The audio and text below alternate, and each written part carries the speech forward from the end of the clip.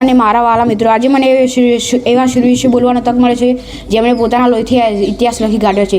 આપણે જે આઝાદીનો શ્વાસ રહ્યા છીએ તે તેમના સંઘર્ષો અને બલિદાનની દેણ છે. પહેલું, આઝાદીના આમાં સેનાનીઓ.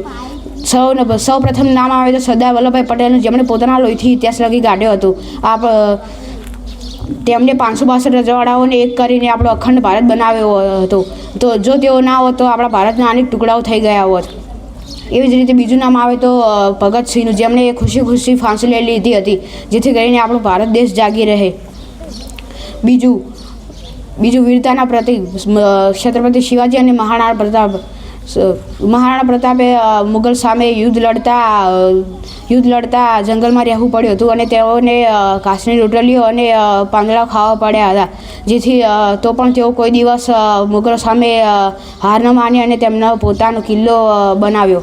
એવી જ રીતે છત્રપતિ શિવાજી, જેમણે મુગલોની નાકમાં દમ કરી નાખ્યો અને તો પણ તેઓ કોઈ દિવસ હાર્યા ન હતા.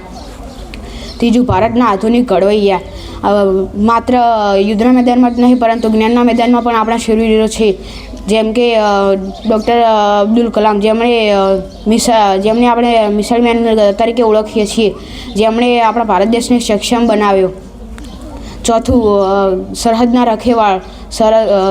આપણે જે આજે શાંતિથી સૂઈએ છીએ ત્યારે રાત્રે બોર્ડર પર એવા શૂરવીરો, કેપ્ટન વિક્રમ બત્રા જેવા શૂરવીરો ત્યાં સરહદ પર ઊભા હોય છે જેથી કરીને આપણો ભારત દેશ શાંતિથી સૂઈ શકે અને તેઓ દુશ્મનો સામે લડીને આપણા તિરંગાને ગર્વથી લહેરાવા દે છે.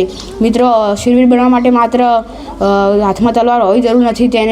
તે માટે આપણે દેશ માટે પ્રમાણિકતાથી કામ કરવું જરૂરી છે. જય હિન્દ, જય ભારત.